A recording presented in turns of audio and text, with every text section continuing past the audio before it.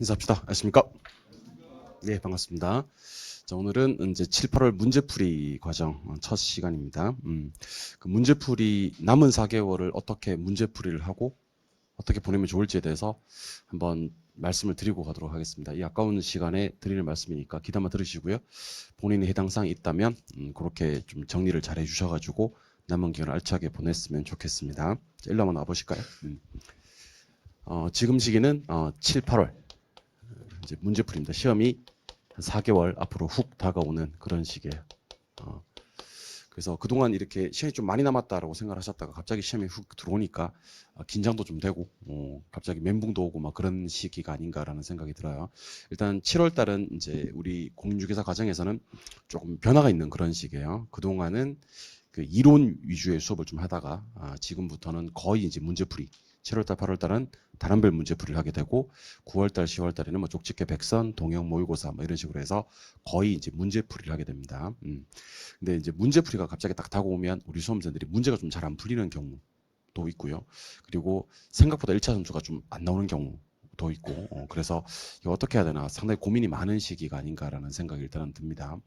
일단 문제풀이를 할 때는요. 일단 예습을 좀 해주셔야 됩니다. 예습이 첫 번째입니다.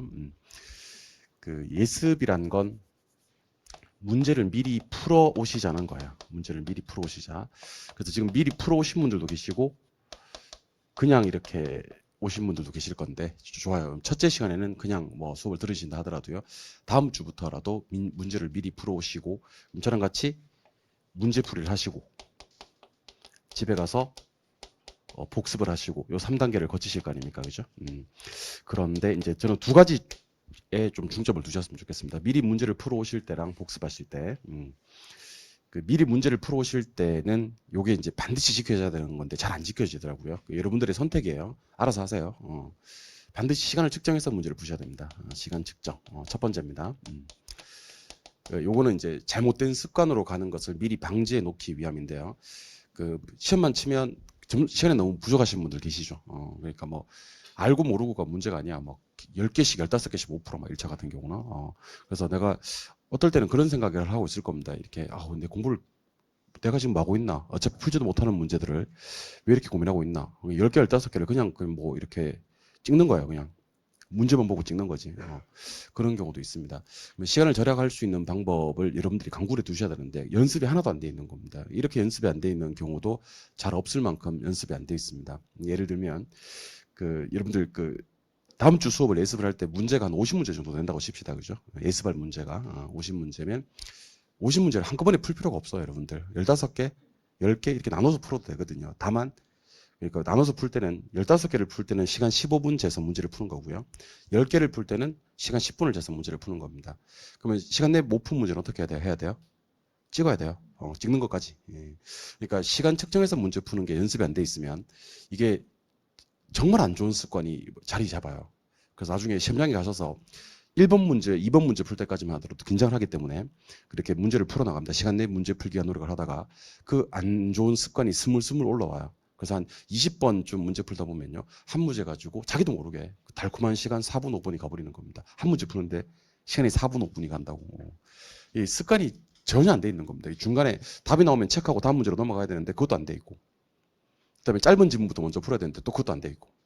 너무 긴 지문이나 내가 이해를 못했던 문제, 이런 문제를 넘어가야 되는데 그것도 안 돼 있는 겁니다. 그러니까 시간 배분을 못하는 공부를 옆에서 보고 있으면 다 똑같이 이제 다 하는 거죠. 그래서 시간 측정하는 연습을 꼭 하셔야 되고 못 푼 문제는 찍으셔야 되는데 이게 찍는 부분에서 이번 첫 번째 주에 많이 찍었어요. 그럼 다음 주에는 적게 찍기 위한 노력을 하겠어요? 안 하겠어요? 하겠죠. 시간 측정을 꼭 하시고 두 번째는 채점을 꼭 해주셔야 됩니다. 우리 정답이 있으니까. 이 두 가지 작업을 안 하고 그냥 미리 풀어오신 바에는 풀어오지 마세요. 그냥 요걸 하려거든 요걸 하시고 요걸 하지 않으려거든 하지 마세요. 그러니까 채점이란 건 적어도 내가 이제 이 문제를 맞았다 틀렸다 요 개념은 머릿속에 있어야 된다는 겁니다. 그럼 당연히 복습을 할 때는 틀린 거 위주로 일단 복습이 들어가야 되고요. 맞는 거 뭐 열심히 복습할 필요는 없으니까. 그리고 중요한 부분이 복습이 이루어져야 되겠죠. 그래서 복습은 딱 두 가지입니다. 중요한 부분과 틀린 부분에 대한 복습이 이루어져야 됩니다. 근데 우리 수험생들이 집에 가서 복습을 할 때 4시간 수업을 했는데 4시간을 다 복습하는 분들도 계시거든요. 잘못된 복습입니다. 그걸 왜 그렇게 복습을 하는지 모르겠어요. 그러니까 예를 들면 수용급 이론에서 유량과 저량을 복습하는 분들이 계세요. 근데 물어봅니다. 유량과 저량을 왜 복습하세요? 라고 물어보면 오늘 수업을 했으니까 복습을 한다는 거예요. 사실 유량과 저량은 작년 시험에 나왔거든요. 그리고 유량과 저량은 매년 시험에 나오는 게 아니거든요. 그러면 올해는 나올 가능성이 좀 적거든요. 근데 만약에 자기가 맞췄다. 그러면 그건 복습할 필요가 없는 겁니다. 그냥 문제 나올 때마다 저랑 같이 한번 저랑 문제풀이 할 거니까 해결하고 넘어가는 겁니다. 자기가 잘 이해 안 됐던 거 아니면 이해는 됐지만 좀 중요하다고 하는 거 이렇게 복습을 해 주셔야 됩니다. 그래서 첫 번째 부탁드리고 싶은 말씀은 이제 시간 측정을 꼭 하시자. 시간 측정을 꼭 하시자. 그리고 못 푼 문제는 찍자. 그리고 맞다 틀렸다에 대한 시간이 끝나고 나면 채점을 꼭 하시자. 이게 첫 번째로 제가 부탁드리고 싶은 말씀이고요. 두 번째 부탁드리고 싶은 말씀은 모의고사입니다. 모의고사. 연결되는 얘기인데요. 앞으로 우리는 이제 총 4번의 모의고사가 남았습니다. 7월달, 8월달, 9월달, 10월달. 이제 연습할 수 있는 기회도 4번밖에 없습니다. 그러니까 아직까지도 모의고사를 한 번도 안 쳐보신 분들이 여기 좀 앉아 계시는 것 같아요. 아니면 동영상으로 공부하시는 분들 중에서도 모의고사를 안 치시는 분들이 계셔요. 모의고사 안 치시는 분들이 심리는 어떤 거냐면 공부를 좀 끝내고 아직 공부가 좀 덜 돼서니까 공부가 좀 끝내고 어느 정도 실력을 쌓은 다음에 모의고사를 치겠다 이렇게 얘기를 합니다. 근데 여러분들 잘 하셔야 될 게 시험 전날 밤에 책을 딱 덮으면서 와 1년 동안 공부 열심히 했고 이렇게 공부가 끝이 나는구나 하고 다음날 심장에 들어가는 것이 아니고 시험장 당일날 아침에도 책을 봐야 돼요. 이렇게 우리가 책을 봐야 돼. 보면서 우리는 끝내 미완성인 채로 왜냐하면 자꾸 까먹기 때문에 끝내 미완성인 채로 시험을 치게 됩니다. 그러니까 뭘 끝내고 모의고사를 치겠다라는 게 끝나지 않는 싸움인데 뭐를 끝내고 모의고사를 치겠다고 얘기를 합니다. 그러니까 그분 같은 경우는 모의고사를 한 번도 못 쳐보고 심장이 들어가는 겁니다. 그래서 그러다 보니까 이제 모의고사에서 나타날 수 있는 그런 어떤 시행착오들이 있을 수 있지 않습니까? 그죠? 그게 시험장에서 다 나타나는 거예요. 그래서 첫 번째는 이제 모의고사를 쳐야 되는 이유는 실수를 파악하실 수 있어야 됩니다. 그리고 당연히 이 실수에 대한 보완이 이루어져야 되겠죠. 제가 여러분들이 어떤 실수를 하는지 뭐 유형은 알고 있습니다만은 본인만 해당되는 실수는 잘 모르잖아요. 개인차가 너무 심하기 때문에 여러분들 실수 안 하는 사람도 꽤 많아요. 그 아주 기본적인 실수 같은 거. 예를 들면 틀린 것을 옳은 것으로 잘못 읽는다든지 옳은 것을 틀린 것으로 잘못 읽는다든지 이런 실수를 안 하시는 사람들이 꽤 많습니다. 여러분들. 반대로 이런 실수를 매번 하는 사람들도 꽤 많아요. 그리고 정말 터무니없는 실수도 있어요. 예를 들면 시험지에는 4번 체크해 놓고 정답지 5번에 옮기는 겁니다. 자기도 모르게. 그리고 좀 더 터무니없는 얘기를 해드리면요. 4번을 체크하러 출발합니다. 이렇게. 내에서 야 이거 답 4번이야. 4번 출발해. 그렇게 얘기를 합니다. 그러면 펜이 4번으로 가다가 갑자기 5번을 체크하는 거예요. 5번을. 그러니까 결국 체크된 건 5번이지. 나중에 이제 채점하다 보면 나 이거 분명히 풀었는데 4번 체크했는데 왜 5번 체크돼 있지? 이런 거. 그러니까 이런 실수들을 갖다가 본인이 하는 실수들을 갖다가 파악을 하신 다음에 그런 부분들을 메모를 좀 해놓으시기 바랍니다. 그래서 내가 이 실수는 다시는 안 한다. 사실은 마지막에 가면 막판에 가면 실수만 좀 줄여도 같은 실력에서 합격자가 대거 늘어날 수 있거든요. 실수를 어떻게 줄이느냐가 관건이 될 거고요. 아까 얘기했던 거 시간 배분입니다. 시간 배분. 이게 이제 그 1차 시험에서는 이게 뭐 저는 80%라고 봐요. 80%. 그러니까 절반이 넘습니다. 시간 배분. 한 글자 배우는 게 중요한 게 아닙니다, 여러분들. 아무리 배워봐야 뭐예요? 풀 기회조차도 없는데. 풀 기회가 없는데. 그러니까 뭐 요즘에 자기가 이제 점수가 잘 안 나오다 보니까 여러 가지 방법을 옆에 얘기 듣고 여러분들 서울대생한테 가해받으면 자기도 서울대 가야 안 가요? 그렇지는 않습니다, 여러분들. 서울대생한테 가해받으면 서울대 가지 않는다는 거. 서울대생들은 엄청 똑똑해요, 여러분들. 나는 별로 안 똑똑하고 점수 잘 나오는 사람들한테 조언을 듣는다.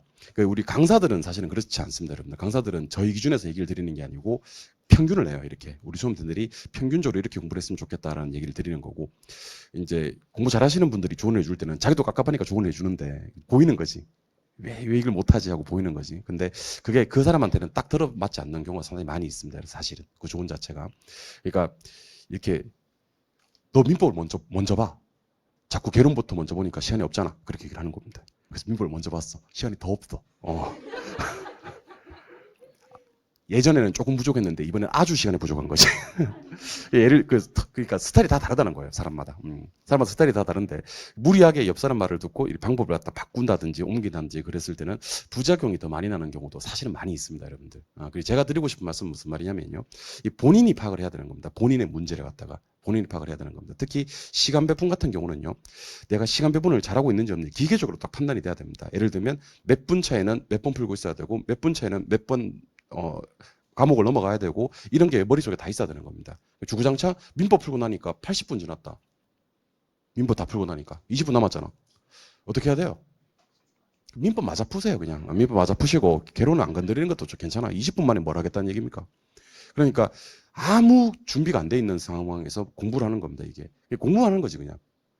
우린 결국 저걸로 결판이 나는 건데 40문제로 결판이 나는 건데 그러니까 결국 시간 배분에 대한 고민은 여러분들이 충분히 하셔야 됩니다. 그래서 시간을 갖다가 예를 들면 나는 50분 차가 되면 무조건 과목을 넘어간다. 예컨대. 그 다음에 몇 번 정도가 몇 번 정도 풀이해야 할 때는 시간이 몇 분이어야 된다. 이런 게 머릿속에 좀 기계적으로 체킹이 돼 있어야 됩니다. 이게 안 돼 있으면 안 되는 거고요. 세 번째는 요것도 연습을 하셔야 되는 거거든요. 이 찍기 연습을 좀 하셔야 됩니다. 찍기.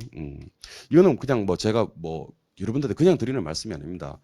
본인의 실력으로 점수를 다 만들 수가 없어요, 여러분들. 근데 다행히 우리 국가시험이란 건 정답 분포가 고르다는 걸 아셔야 됩니다. 국가시험은 거의 모든 국가시험이 그래요.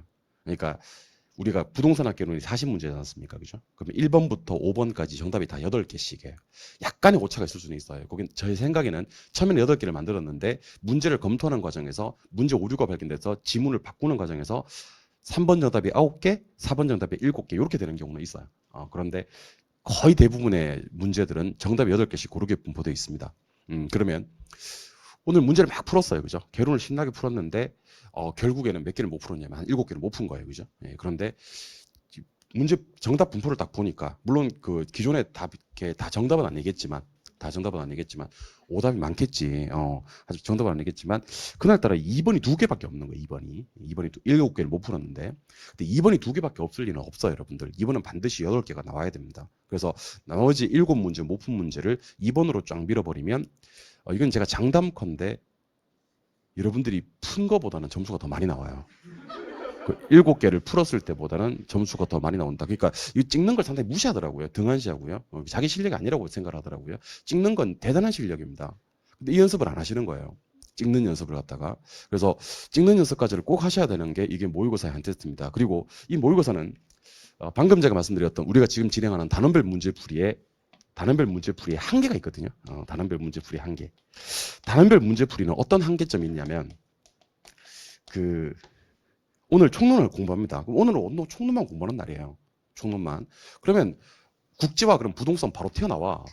토지는 공급이 돼요, 안 돼요? 그러면 물리적 공급은 안 되고 경제적 공급은 가능합니다. 용도적 공급은 가능하잖아요. 바로 튀어나온다는 거지. 집원 붙여서 등기 등록하는 단위가 뭐예요? 필지 바로 나오는 거지. 경제적 측면 5개 얘기해봐요. 그러면 3번 생소상이 바로 나오는 겁니다. 그죠? 근데 조금만 이제 시간이 좀 지났다고 칩시다. 그죠? 그래서 지금 우리가 뭘 하고 있는 상황은 투자를 하고 있는 상황입니다. 투자를 하고 있는 상황에서도 제가 방금 같은 질문을 던졌을 때 똑같은 속도로 대답이 나와야 되거든요. 잘 안 돼요. 이것의 가장 큰 문제점을 보완하기 위한 게 모의고사예요. 모의고사는 40문제를 한꺼번에 놓고 보기 때문에 이렇게 버퍼링을 상당히 줄여줄 수가 있습니다. 그러니까 심지어 민법을 공부하면서도 개론 관련되는 내용을 물으면 대답할 수 있게끔 만들어주는 게 단원별 문제풀이의 한계점을 보완해주는 모의고사란 말이에요. 그러니까 모의고사를 반드시 쳐서 내가 지금 어떤 실수를 하고 있는지 모의고사를 치면서 그다음에 내가 지금 시간 배분은 제대로 하고 있는지 그리고 마지막에 찍기 연습을 제대로 하고 있는지를 판단하셔야 되는 겁니다. 이 찍는 거 이거 여러분들 연습 안 되시면 나중에 어떻게 찍는지 아세요? 7개 못 풀었잖아. 그러면 2일 3일로 찍어요. 2일 3일로. 다 틀려요. 정말 거짓말 안 하고 다 틀려요. 2일 3일로 33 찍으면요. 7개가 다 틀린다니까. 한 번호를 쫙 밀어야 됩니다. 한 번호 미는 거랑 정답 번호를 바꾸는 거랑은 확률 차이, 확률 게임이 안 돼요, 이거는요. 얘는 무조건 2개 이상 맞게 만들어주고요. 얘는 다 틀릴 가능성이 높은 겁니다. 그러니까 여러분들 확률 게임이 안 되는 싸움을 갖다가 여러분들이 찍는 연습이 안 돼 있어서 하는 거라는 거예요. 그래서 모의고사를 치르면서 내가 어떤 부분에 대한 실수를 하고 있는지, 시간 배분을 잘하고 있는지, 찍기는 제대로 하고 있는지, 찍기는 반드시 한 번은 밀어야 되거든요. 그걸 하고 있는지를 판단해 주셔야 되는 겁니다. 세 번째. 학습 계획에 대해서 좀 말씀드리겠습니다. 학습 계획입니다. 제가 극단적으로 한번 얘기를 드려볼게요. 극단적으로 얘기를 하면 우리가 시험이 10월 30일이죠. 10월 30일이면 10월 20일이라고 칩시다. 10월 20일. 근데 다행히 그날이 예컨대 일요일이에요. 수업도 아무것도 없고 혼자 오롯이 하루 종일 공부할 수 있는 날이라고 칩시다. 그 하루는요. 10월 20일 하루는 1월 한 달보다 훨씬 공부를 많이 할 수 있는 시기예요. 그러니까 1월 달에는 한 달 동안 한 과목을 끝낼 수 있느냐? 못 끝내. 한 달 동안에 못 끝낸다니까. 왜냐하면 아직 수업을 한 번도 들은 적이 없고 진도도 한 번도 안 나갔으니까 하루에 한 과목을 못 끝내는 시기입니다. 한 과목이 뭐야? 한 파트도 못 끝내. 그런데 10월 20일 하루는요. 한 과목을 다 끝낼 수 있는 시기예요. 그동안 이제 누적된 지식이 있기 때문에 그날 개론을 끝낼 수가 있는 시기입니다. 심지어 시간을 좀 더 돌려가지고 10월 28일, 29일쯤 되잖아요. 그죠? 그러면 오전에 개론 보고 오후에 민법 볼 수가 있어요. 29일 날은요. 오전에 공법 보고 오후에 중개사법하고 공시법을 다 볼 수 있는 그런 식입니다. 세법이요? 세법은요. 점심 먹고 이쑤시면서 다 볼 수 있는. 세법? 세법은 점심 먹고 이쑤시면서 다 볼 수 있는 그런 식입니다. 그러니까 이 7, 8, 9, 10월 넉 달은요. 특히 9월달, 10월달은 분과 초도 쪼개 써야 될 만큼 상당히 시기적으로 중요한 시기인데 계획이 없는 거예요. 그래서 예를 들면 아까 말씀드렸던 10월 20일 같은 하루를 갖다 어떻게 보내냐면 개론책을 조금 보다가 민법 좀 봐볼까? 내 민법이 약한데? 그 민법을 보는 겁니다. 민법을 보니까 어려워요. 공법을 볼까? 또 공법을 좀 펴는 겁니다. 공법은 그냥 어려운 게 아니고 개 어려워요. 개 어렵습니다. 그러니까 책만 잡았다 놨다 하고 결국 공부는 하루 종일 했는데 오늘 뭐 공부했어? 이렇게 물어보면 바탕에 뭐 공부한 게 떠오르지 않는 거예요. 그렇게 허송세월을 보내는 경우가 많거든요. 그래서 사실은 그 다른 그 수험가에서는 수험 계획을 짜세요라고 얘기를 하지 않습니다. 왜냐면 다 짜니까. 다 플랜이 있어요. 오늘 해야 될 일, 내일 해야 될 일, 다음 날 해야 될 일, 다 플랜이 다 있습니다. 우리는 그날 컨디션에 따라서 과목을 정하는 것 같아요. 이렇게. 그게 가장 안 좋은 습관이거든요. 특히 이게 누적이 되면 9월달, 10월달을 그 중요한 시기를 허송세월 보내는 경우가 상당히 많이 있습니다. 그래서 일단은 월간 계획을 짜야 되겠죠. 주간 계획, 일간 계획 순입니다. 그래서 한번 과목별로 7월 달에 해야 될 일을 갖다가 한번 떠올려 보시기 바랍니다. 그리고 나누기 4 하면 주간 계획이 나옵니다. 나누기 7 하면 일간 계획이 나올 겁니다. 그래서 일단 계획을 갖다가 일단 한번 짜보세요. 이것도 짜다 보면 늘어요. 짜다 보면 늡니다. 근데 계획을 짤 때 유의할 점 하나 알려드리면 시간 계획을 짜지 않습니다. 범위 계획을 짭니다. 범위 계획. 그러니까 이런 계획을 짜시면 안 된다는 거예요. 개론 2시간, 민법 2시간 이런 계획은 차라리 짜지 마세요. 이런 계획일 것 같으면. 왜 짜지 말라고 얘기를 하냐면 만약 개론 2시간을 계획을 짰어요. 그죠? 근데 오늘 내가 그 136쪽에 있는 27번 문제를 만났어요. 너무 어려운 거예요. 문제를 갖다가. 그래서 막 기본서도 찾아보고 요약집도 찾아보고 해가지고 결국에는 이걸 해결을 했어요. 해결을 했는데 시기를 보니까 1시간 40분이 지난 거예요. 이거 하나 해결하는데. 그러고 나서 다른 문제 좀 보고 나니까 문제 5문제밖에 못 풀었는데 계획표에 있던 2시간이 흘러간 거예요. 그럼 이 사람은 5문제밖에 안 풀었죠. 그죠? 근데 뭐라고 하는지 아세요? 그날 계획이 끝났다고 얘기하는 겁니다. 맞지? 2시간 보기로 했으니까 개론을 갖다가 2시간 본 거야.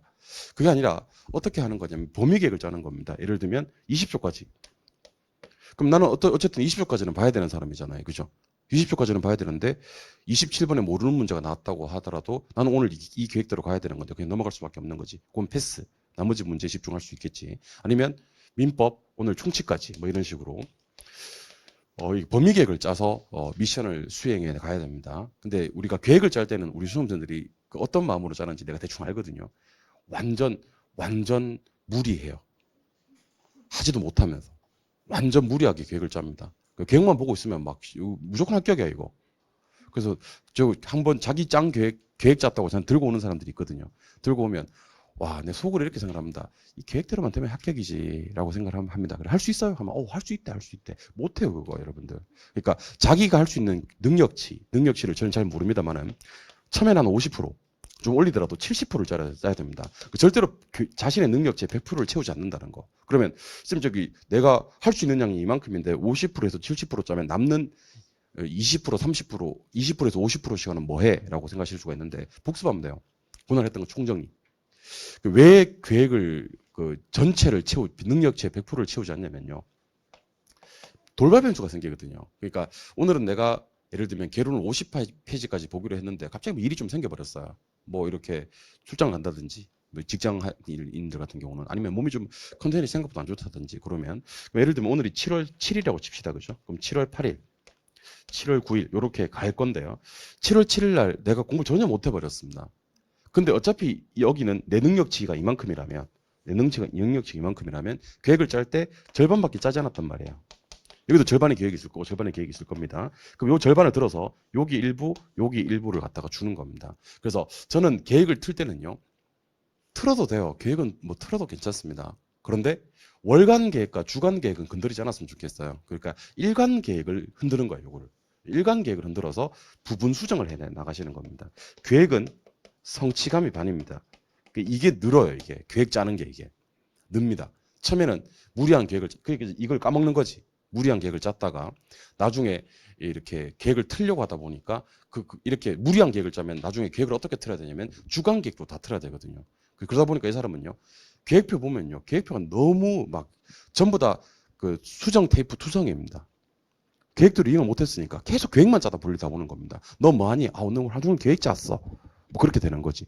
그러니까 계획은 상당히 중요한데 주객이 전도되어서 계획 짜느라고 시간이 다 흘려보내면 안 되는 겁니다. 그러니까 자신의 능력치의 한 처음에는 절반부터 시작을 해보고 조금 퍼센트를 올려가서 한 70%까지 나머지 20, 30%는 돌발 변수에 대비하기 위한 것으로 남겨두시는 게 좋겠다라는 얘기를 드립니다.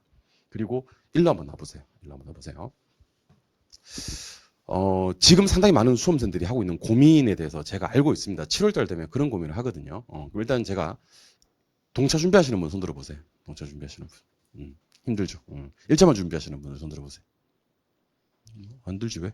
있을 텐데. 말하기 싫구나. 그럼 됐습니다. 1차가 있고 2차가 있죠.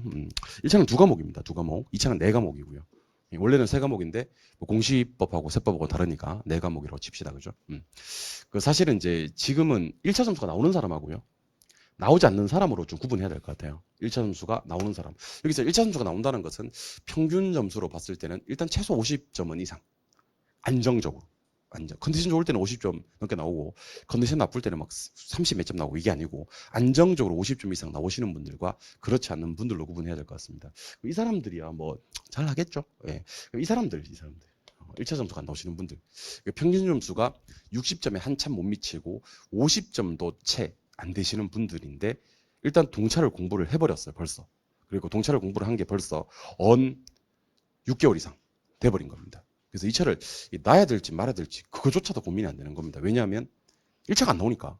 근데 제가 이 얘기를 처음 하는 게 아니거든요. 처음 시작할 때 여러분들 혹시 동차 공부하고 싶으시면 2차 공부하고 싶으시면 1차를 열심히 해놓으라 그랬어요. 왜냐하면 1차 점수가 안 나오면 2차를 공부할 기회는 없어진다고. 그래서 역설적으로 들릴지 모르겠지만 2차를 하고 싶으면 2차를 하면 안 된다 그랬어요. 2차를 하고 싶으면 1차를 열심히 해놓으라. 미리 좀 해놓으라 그랬었습니다. 1차 점수가 나와야 2차 공부가 되지. 1차 점수가 나오지 않으면 2차를 공부하고 있는 상황에서 내일 당장 공법 선생님 와서 강의를 막 할 거 아닙니까? 그러면 이제 문제풀이 이렇게 해야 됩니다라고 수업을 듣고 있을 거 아닙니까? 나는 어떤 사람이냐면 1차 점수가 안 나오는 사람이야. 뭐 어떤 생각이 드는지 아세요? 나는 누군가? 또 여기는 어딘가? 이런 생각이 드는 겁니다. 갑자기 무슨 생각을 하게 되냐면 현타가 오기 시작해요. 자괴감이 오기 시작합니다. 내가 지금 이 공법을 들어서 되나? 하는 생각이 오기 시작하는 겁니다. 그래서 심각하게 뭐를 고민하냐면 이거 포기해야 되나 이거 포기해야 되나 말아야 되나 이 고민을 하게 됩니다. 당연히 사람이라면 누구든지 하게 됩니다. 이러다가는 1, 2차를 다 날릴 수 있겠다라는 생각이 들 수도 있는 겁니다. 근데 이제 그 1차 점수가 안 나오시는 분들은 대부분 어떤 분들이냐면 2과목 다 안 나오는 사람들은 잘 없어요. 왜냐하면 2과목 다 안 나오는 사람들은 진작 2차를 포기했어 벌써. 그러니까 개론이 30점 나오고 민법이 27.5점 나오는 사람들은요. 벌써 2차를 포기해버려. 여기 뭐 이렇게 지금 얘기 들을 것도 없어. 근데 2차를 끌고는 가는데 포기해야 될까 말아야 될까 지금까지 고민하는 분들은요. 대부분 개론하고 민법 둘 중에서 한 과목이 점수가 안 나오시는 분들이 대부분인 겁니다. 예를 들면 개론 한 60점 정도 나오는데 민법이 37.5점이 나와. 자꾸 과락을 못 면하는 거지.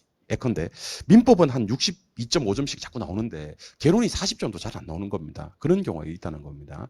그러면 이거는 좀 조심스럽게 드리는 말씀입니다. 여러분들 선택을 하셔야 됩니다. 근데 제가 이런 방법을 제시했을 때 이 방법대로 해서 성공하신 사례가 너무 많아요. 그래서 저는 실패한 사례가 많으면 얘기를 안 드리겠지. 이 차를 잠깐 포기라는 말은 한번 내뱉으면 안 돼요, 여러분들. 포기라는 말은 내뱉어버리면요. 주워 담을 수가 없습니다. 상당히 유명한 영화가 있었죠, 예전에. 니마 그 강을 건너지 마요 할 때 그 강을 건너버리는 겁니다.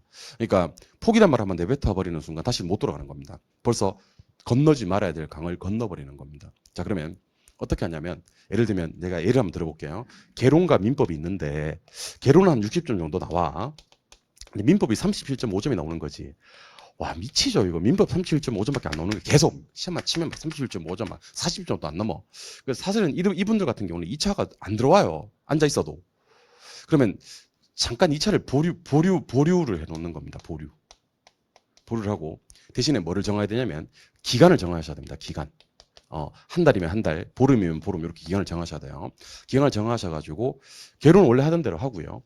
이 민법에 시간 투자를 갖다가 그럼 일주일이 7일이니까 이거는 원래 하루를 하셨으면 나머지 과목들을 공부하는 게 아니고 이 6일을 갖다가 민법에 올인을 하시는 겁니다. 반드시 나오게 돼 있어요, 여러분들. 왜냐하면 예전에 하던 공부랑 지금 하던 공부는 질적으로 다른 공부거든요. 예전에는 그냥 이렇게 수업 듣고 뭐 복습 컨디션 좋으면 하고 컨디션 나쁘면 안 하고 뭐 이런 상황이었는데 지금 이 자리에 앉아 계시거나 동영상을 듣고 계시는 분들은요 그걸 견뎌 오신 거예요. 그리고 합격에 대한 열의가 있는 분들이니까. 그래서 2차를 잠깐 보류하시고 2차 공부하는 시간에는 뭐 안타깝게도 학원 못 나오는 거지 뭐 이때는. 그리고 한 달 정도 시간을 갖다가 민법에 올인하는 겁니다. 그 점수를 만들어 놓는 거예요. 올리셔야 됩니다. 올려놓고 갑자기 점수가 이렇게 2차 점수가 1차 점수가 나오지 않습니까? 그죠? 그럼 그때 이제 보류했던 2차를 다시 끄집어내는 겁니다. 근데 이때는 이제 벌써 한 달이 지나가 버렸어요. 학원 한 달이. 그래서 2차를 갖다가 정규 과정으로는 안 돼.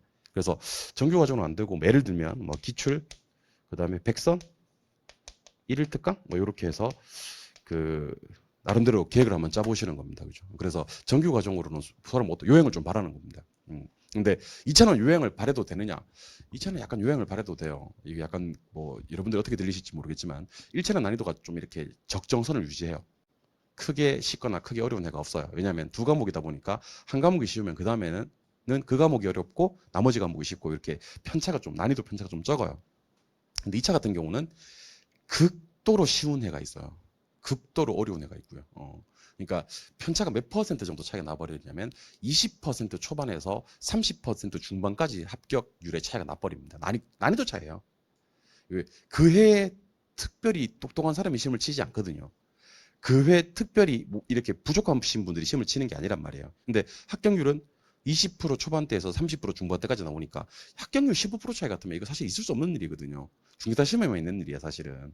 그러니까 극도로 쉬운 애가 있고 극도로 어려운 애가 있다 보니까 2차 같은 경우는 그렇게 한번 이렇게 약간 스릴 요행을 좀 발휘해보는 겁니다. 근데 어쨌든 이 사람은 1차가 돼야 되는 거니까 1차를 잠깐 보류하셨다가 1차에 좀 집중하시는 시간을 가졌다가 2차로 다시 돌아가실 수 있어야 됩니다. 근데 제가 왜 보류라는 말을 썼냐면 이 포기를 해버리잖아요. 그죠? 포기해버리면 어떤 일이 발생하냐면 이게 기간에 정함이 없는 포기잖아요. 그러다 보니까 단기간 집중을 하지를 못해요.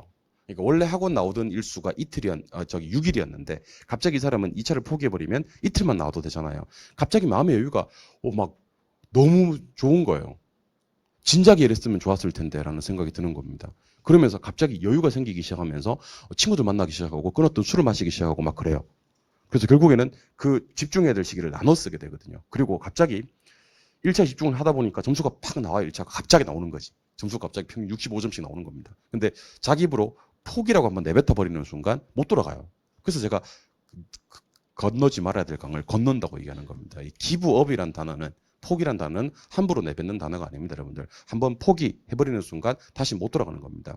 뭐 우리 격투기 경기에서 이렇게 쳐요, 이렇게 치는 순간 갑자기 정신이 그때는 내가 혼미해졌었는데 이렇게 쳤어, 그래 포기했어 경기를 갖다가 포기했는데 갑자기 컨디션 좋아졌다고 해서 내 포기 아니야, 다시 한번 해볼게 안 되는 거야. 그걸로 끝인 거야.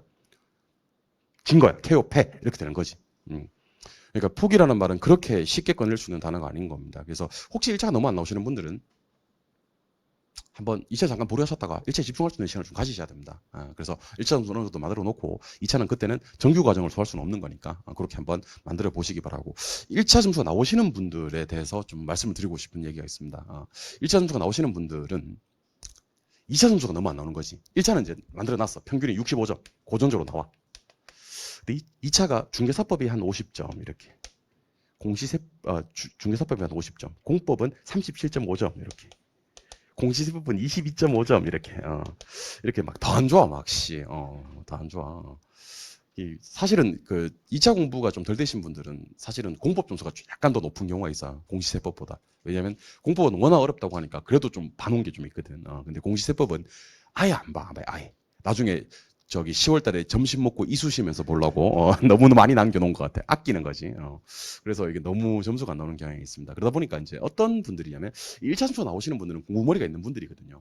그러니까 아직까지 시험이 많이 남았는데도 불구하고 7월 달에 1차 점수가 나온다. 공부머리 좀 있는 분들입니다. 지금 1차 점수 나오시는 분들은 공부했었어야 돼. 학교 다닐 때. 정말 그랬었어야 돼. 그때 왜 안 했어 말이야. 그때 했었으면 더 좋은 데 갔다. 아무튼 공부머리가 좀 있는 분들입니다. 이분들이 어떤 행동을 해버리냐면 남은 4개월 동안 1차가 점수 나오니까 심지어 어떤 분들이 심하냐면 1차 점수가 평균 75점씩 나오는 분들도 계시거든요. 시금을 전폐하듯이 1차를 전폐하고 남은 4개월 2차 올인해버립니다. 2차는 점수 올라가는 속도가 1차보다 훨씬 빠르거든요. 너무 재밌습니다. 그러니까 지난달에 중개사법이 50점이었는데 갑자기 80점이 탁 나버리는 겁니다. 우와, 이 카타르시스 짜릿하거든. 지난달에 22.5점 나왔더니 갑자기 50점이 나버리는 겁니다. 그러니까 2차에 흠뻑 빠져버립니다. 그 사이에 1차는 까먹고 있고 계속 자기도 모르는 사이에 조금씩 까먹고 있고 결국 실전에서 결과가 딱 까면 어떤 일이 발생하는지 아십니까? 2차를 놀라운 성적으로 합격해버리는 겁니다. 이 75점으로. 그 1차 2개 모자라. 이런 사람이 있을까 없을까요? 학원마다 5명. 학원마다 5명은 매년 2차를 놀라운 성적으로 합격해버립니다. 1차가 2개 모자라고. 그럼 이 사람은 그 다음에 1, 2차를 다 듣겠죠. 근데 여러분들 아직 안 당해봐서 모를 건데 작년에 내가 2차를 합격했던 사람이야. 작년에 내가. 근데 2차를 지금 내가 공법을 듣고 있어. 내가 합격했던 시험을 듣고 있다고 생각해 보세요. 전술에 실패죠. 100% 전술에 실패입니다. 이분은 머리가 안 좋은 분이 아니고요. 100% 전술을 실패하신 분입니다. 그래서 아무리 1차가 점수가 나오고 2차가 조금 점수가 부족하다고 하더라도요. 비중으로는 절대로 2차 비중이 60%를 넘어서면 안 될 것 같아요. 제 느낌에는요. 60% 미만. 1차를 40% 유지는 해주셔야 될 것 같아요. 그래서 이 1차, 일단 1차가 돼야지 2차는 점수 채점이 이루어진다고 생각을 하셔야 되는 거거든요. 그래서 1차는 저는 원래 진도 외에 가볍게 볼 수 있는 진도와 관계없이 가볍게 볼 수 있는 교재를 한번 마련하셨으면 좋겠습니다. 예를 들면 그 민법은 뭐가 좋냐면 민법은 판례집 같은 거 좋아요. 판례집. 민법은 뭐 판례가 거의 80% 이상이니까. 그래서 판례집이 예컨대 140쪽이야. 판례집이. 그러면 나누기 얼마? 7. 그럼 얼마? 20쪽. 하루에 20쪽씩을 기계적으로 하루에 20쪽씩을 기계적으로 막 읽는 거예요. 아시겠어요? 오늘 1쪽부터 20쪽까지 읽는 거지.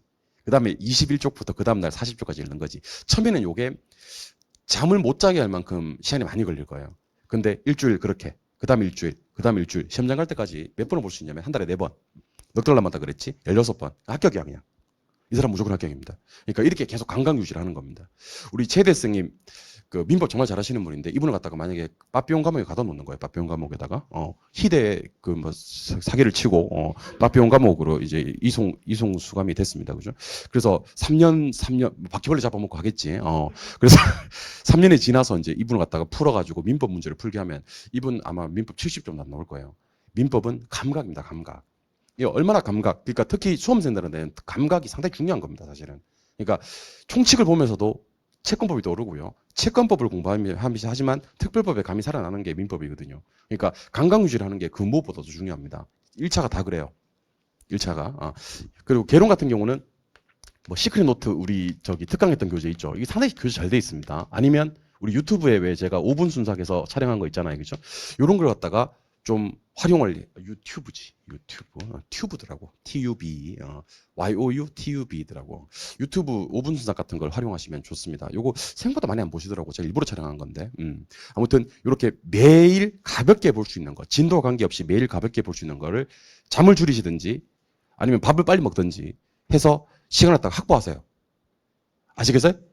자꾸 뭐 놀지 말고 그 시간 없다는 건 다 거짓말이에요. 수험생들은 수험생들은 분분히 공부하는 거기 때문에 시간을 내서 공부하는 거지. 선생님 시간이 없어요. 시간이 없어요. 이렇게 입버릇처럼 얘기하시는 것은 안 됩니다. 절대로. 알겠죠?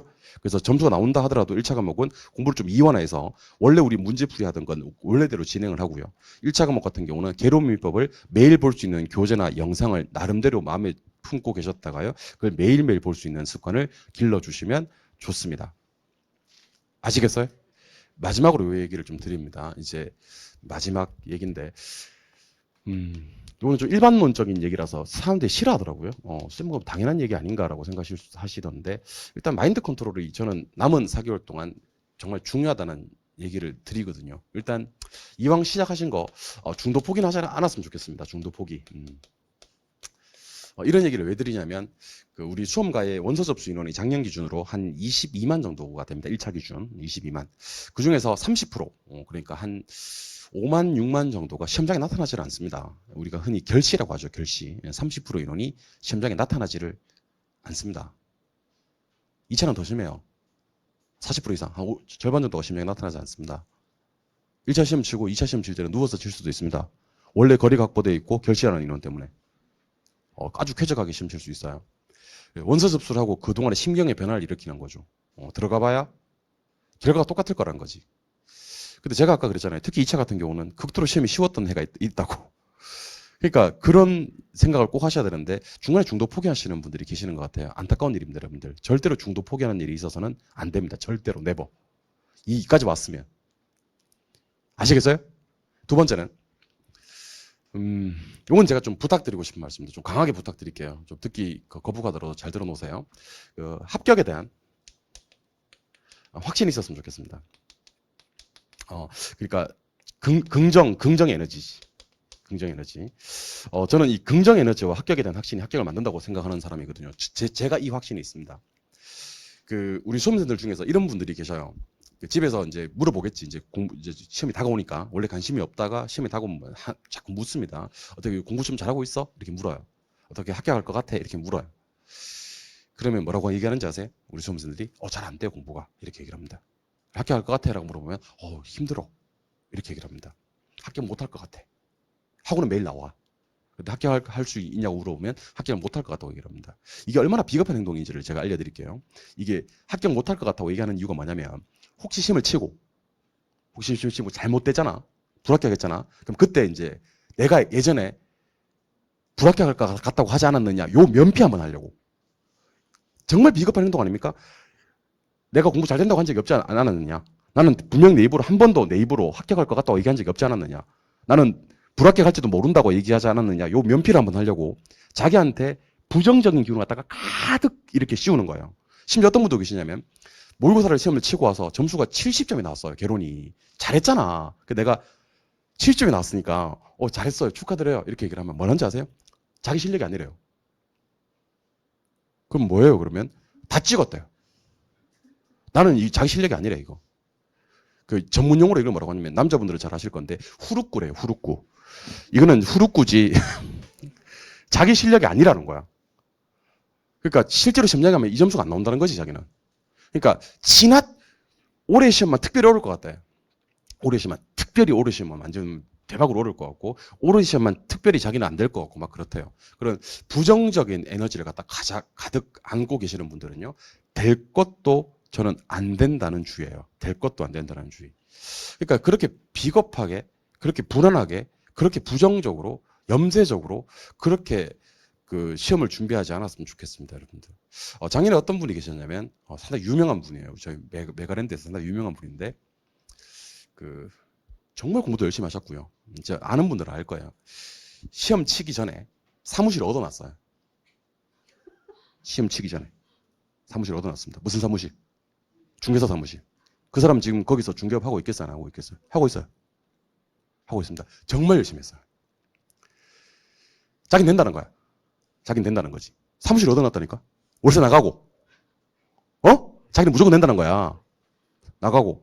그러니까 제가 수험생들을 이렇게 대해보면 이런 사람들이 있습니다. 이렇게 저기 공부 잘 돼요? 쌤 열심히 하고 있습니다. 파이팅입니다. 뭐 이런 사람도 있어요. 진짜 있어요. 합격할 것 같아요? 그럼 당연하죠. 합격 무조건 할 수 있습니다. 이런 분들이 계셔요. 기운이 좋아. 근데 어떤 분들은요. 한 5분 대하고 나면 피곤해. 기가 빨려, 기가. 점수 잘 나왔어. 이 정도 점수면 걱정 안 해도 돼요. 아니요, 쌤. 후루과 후루꾸. 시험장은 안 이렇대. 그래도 아닙니다. 지금 이제 1차는 이 정도 하면 됐고 2차 공부 이제 시작해도 충분히 가능합니다. 아이고, 불안하대. 자기는 힘들 것 같아. 저는 이제 제 친구들은 선택할 수 있으니까. 그리고 제가 사회생활하면서 이렇게 인연을 맺는 사람들 중에서 부정적인 사람, 염세적인 사람 한 명도 없습니다. 왜냐하면 제가 그 사람들을 인연을 맺지 않습니다. 저는 제가 종교를 특별히 가지고 있지는 않지만 저는 좋은 기운의 사람, 항상 보고 있으면 긍정적인 기운에 있는 사람과 인연을 맺고 인간관계를 이어나가지, 부정적인 사람은 제 전화번호에 한 사람도 없습니다. 왜냐하면 힘들어, 기빨려.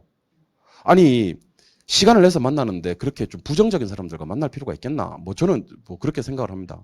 그래서 혹시 시험 끝나고 합격자 모임에서 결혼쌤 저랑 친하게 지내요 하고 전화번호 묻는데 제가 전화번호를 안 알려준다는 말은 결혼생이 나를 상당히 염세적으로 부정적으로 보고 있구나, 나와 인연을 맺고 싶지 않구나라고 생각하시면 돼요.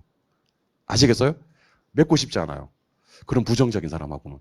그러니까 지금부터 시험장 갈 때까지 한번 해보세요. 그럼요, 한번 해보세요. 나는 꼭 합격한다는 확신이 좀 필요하고, 마인드가 상당히 긍정적인 마인드였으면 좋겠어요. 마인드를 긍정적으로 가지고 있고 합격에 대한 확신을 갖고 계시는 분들은요, 그렇게 반드시 행동을 해요. 그 행동이 합격을 만들어낸다는, 저는 그 확신이 있는 거예요. 그러니까 앞으로는 말도요, 좀 이렇게 긍정적으로 예쁘게 하셨으면 좋겠어요. 예를 들면 땅바닥에 볼펜이 떨어졌어. 땅바닥에 볼펜이 떨어졌네. 가 아니라 땅바닥에 볼펜이 붙었네? 그렇게 얘기하는 거예요. 그러면 뭐예요? 붙어요. 자꾸 떨어진다, 막 불합격한다, 안 된다, 이렇게 얘기를 하면요, 진짜 안 되고 불합격하고 떨어진다니까.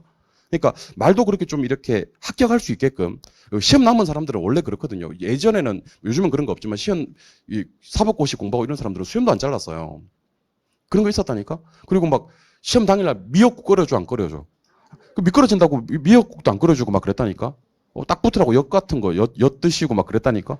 요즘은 그런 게 많이 없어졌지만, 그게 저는 미신이라고 생각하지 않거든요. 기운이라고 생각을 해요.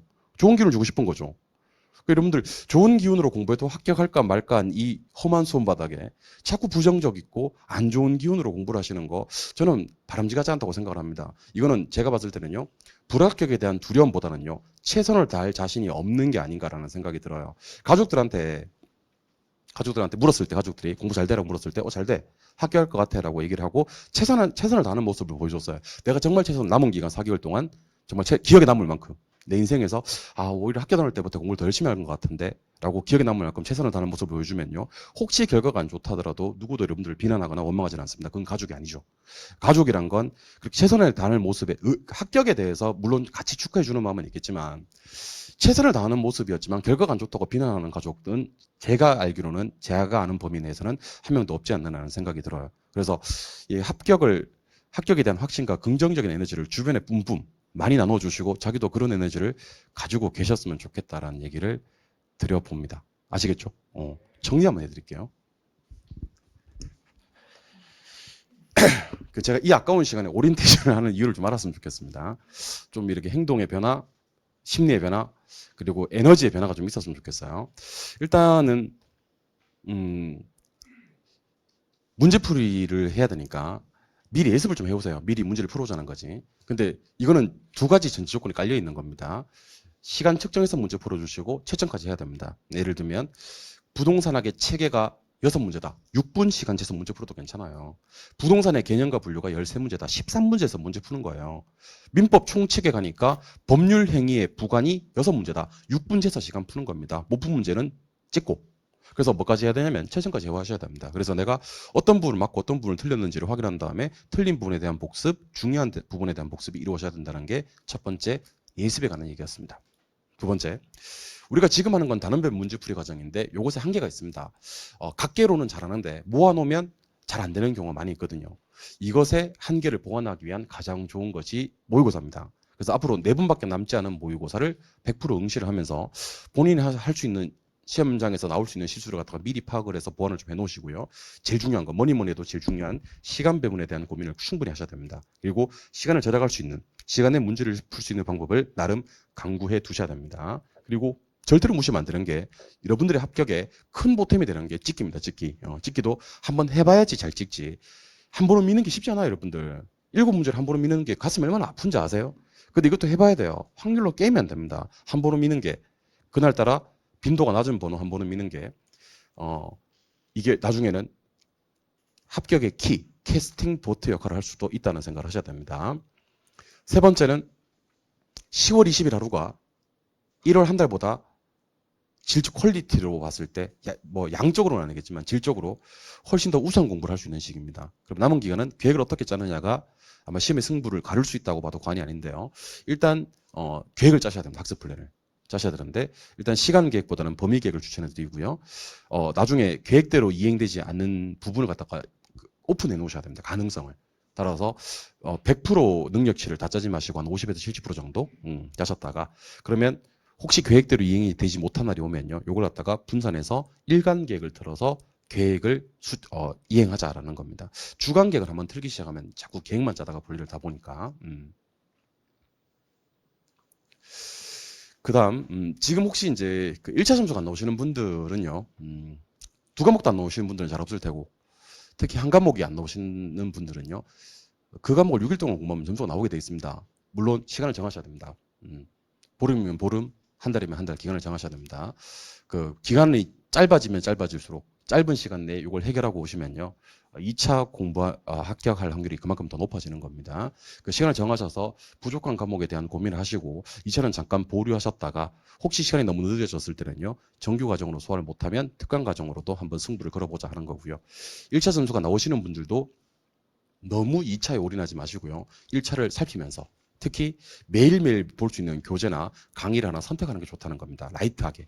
그러니까 그걸 갖다가 여러분들 수업을 들으실 때 왜 우리가 중간에 멈추는지 아세요? 다시 안 보고 싶은 거예요. 이걸 여기서 끝내고 싶은 마음이에요. 근데 이 교재들, 이 강좌들은요. 또 봐 안 봐 다음 주에.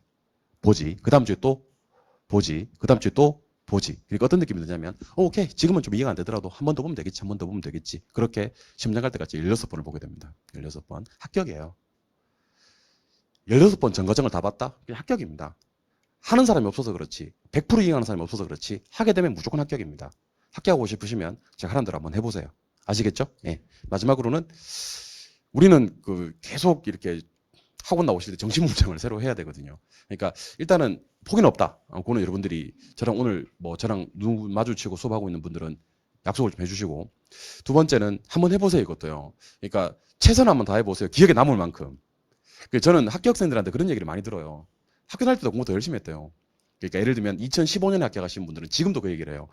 2015년도 공부가 제가 학교 다닐 때보다 공부 더 열심히 했어요. 기억에 남습니다라고 얘기를 합니다. 그러니까 합격점 오면 나오는 거야. 그러니까 합격을 하는 거고. 그러니까 최선을 다할 자신이 없는 거야. 최선을 다할 자신이 없으니까 자꾸 안 될 것 같다. 불합격할 것 같다. 떨어질 것 같다. 공부 잘 안 된다. 힘들다. 이런 얘기를 하는 겁니다. 그러니까 최선을 다할 자신이 있는 분들은요. 합격할 것 같다. 될 것 같다. 걱정하지 마라. 내가 합격할 거니까. 이렇게 얘기를 하시는 분들입니다. 그러니까 합격에 대한 확신과 긍정의 에너지를 가득 채우시고 남은 4개월을 보내주시면 반드시 합격하실 수가 있습니다. 그래서 물론 문제풀이도 해야 되고 합니다만은 제가 이런 얘기를 먼저 드리는 이유는 다시 한번 정신무장을 새로 하고 중간 점검이 필요하지 않나라는 측면에서 드린 말씀이었습니다. 아시겠죠? 예, 고생하셨고요. 조금 쉬셨다가 이제 본격적으로 첫 진도 문제풀이 첫 진도 나가도록 하겠습니다. 쉬겠습니다.